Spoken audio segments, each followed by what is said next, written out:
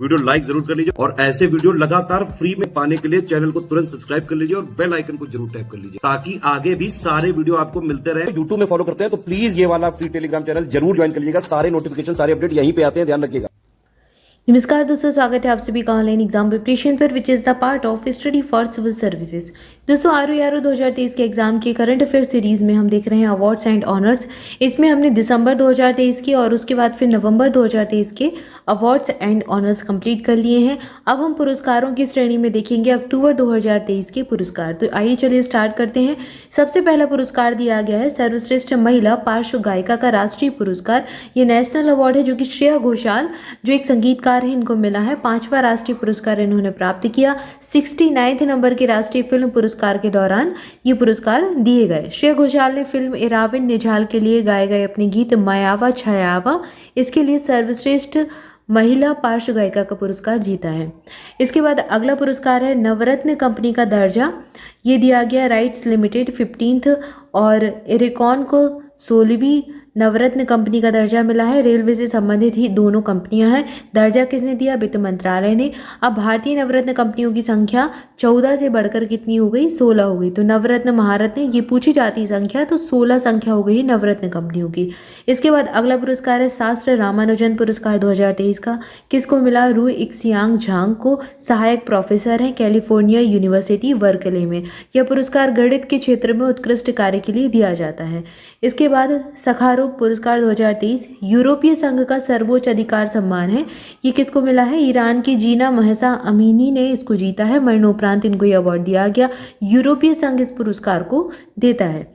अगला पुरस्कार है national medal of technology and innovation.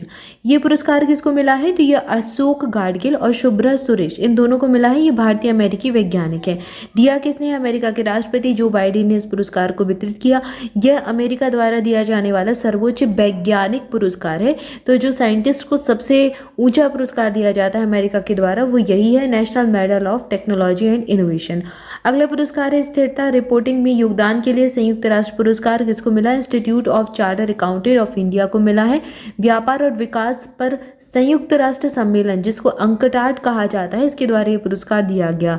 ICAI यानी कि institute of charter accountant of India, ये जो है इसको यह पुरस्कार सस्टेनेबिलिटी रिपोर्टिंग स्टैंडर्ड बोर्ड सहित अपनी शीर्ष रैंकिंग वाली स्थिरता पहलों के लिए अबू धाबी में 8th नंबर के विश्व निवेश मंच के दौरान प्रदान किया गया। अगला पुरस्कार है सर्वश्रेष्ठ पर्यटन गांव पुरस्कार 2023। ये किसको मिला है? धोरडो जो कि कच्छ गुजरात में पड़ता है, यहाँ का एक गांव है। तो गुजरात का एक गांव है धोरडो, यही नाम याद रखें। तो इसको ये पुरस्कार मिला है सर्वश्रेष्ठ पर्यटन गांव का पुरस्कार 2023 के लिए। दिया किसने है? संयुक्त राष्ट्र विश्व पर्यटन संगठन ने दिया है। तो इसका शॉर्ट फॉर्म UNWTO हो जाएगा। अगला पुरस्कार है राष्ट्रीय पर्यटन पुरस्कार 2023 के दिए गए हैं। ये किसको मिले हैं? तो इसमें सर्वश्रेष्ठ पर्यटन गांव का पुरस्कार कांस्य पुरस्कार जो है कोंगथोंग गांव को मिला है जो कि मेघालय का है। सर्वश्रेष्ठ पर्यटन गांव थीम सांस्कृतिक और प्राकृतिक विरासत पुरस्कार है नवापिंड सरदारा गांव पंजाब। तो ये जो सांस्कृतिक और प्राकृतिक विरासत थीम पर पंजाब के गांव नवापिंड को मिला है। और यहाँ पर जो सर्वश्रेष्ठ पर्यटन गांव चुना गया है ये चुना गया है कोंगथोंग गांव जो कि मेघालय का है। ठीक है, तो यहाँ पर दोनों को याद रखना है। पर्यटन मंत्रालय ने इस पुरस्कार को दिया है। कोंगथोंग को विजलिंग ब्लेज भी कहा जाता है। क्या कहते हैं? विजलिंग ब्लेज भी कहते हैं। अगला पुरस्कार है हार्वर्ड लॉ स्कूल का वैश्विक नेतृत्व पुरस्कार। किसने दिया है? किसको मिला है? भारत के मुख्य न्यायाधीश DY चंद्रचूड़ को दिया गया है। Alma mater Harvard law school के द्वारा इस पुरस्कार को दिया गया है। यह हार्वर्ड लॉ स्कूल का सर्वोच्च पेशेवर सम्मान है।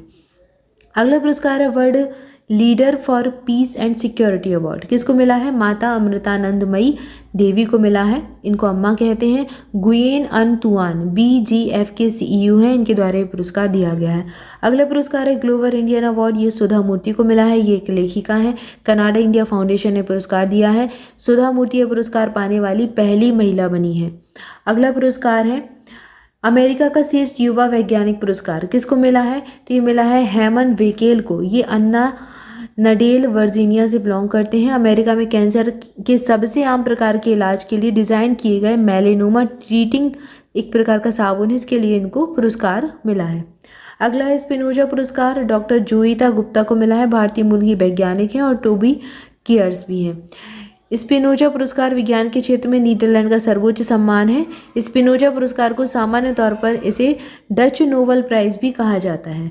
अगला पुरस्कार है Tata literature life time achievement award.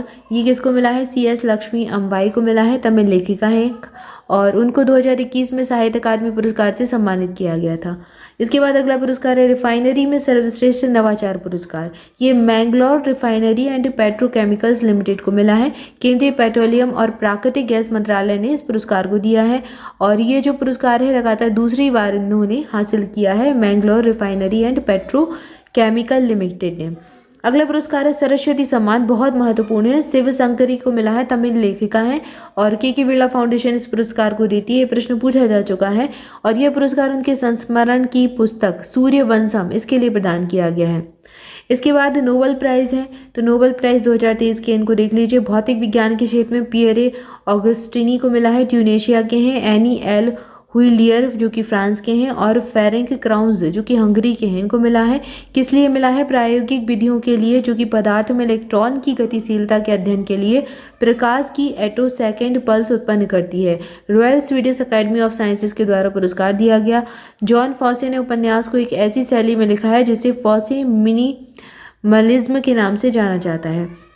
अगला दिया गया रसायन के क्षेत्र में मिला है मोंगेजी बाबिंडी फ्रांस के हैं, एलेक्सी आई एकेमोव रूस के हैं और लुइस ई ब्रस जो कि अमेरिका के हैं। इन तीनों को मिला है। किस लिए मिला है? क्वांटम डॉट्स की खोज और संश्लेषण के लिए मिला है और ये भी royal Swedish academy of science के द्वारा प्रदान किया गया है। तो यहाँ पर एक व्यक्ति फ्रांस के हैं, एक रूस के हैं, एक अमेरिका के हैं। अगला पुरस्कार है फिजियोलॉजी या फिर चिकित्सा के क्षेत्र में, तो ये किस किस को मिला है? कैटलिन कारिको को मिला है, हंगरी के हैं। ड्रिव बीसमैन को दिया गया है जो कि अमेरिका के हैं। किस लिए मिला है? न्यूक्लियोसाइड बेस संशोधन से संबंधित खोज की, जिन्होंने कोविड-19 के खिलाफ प्रभावी mRNA टीकों के विकास को सक्षम बनाया।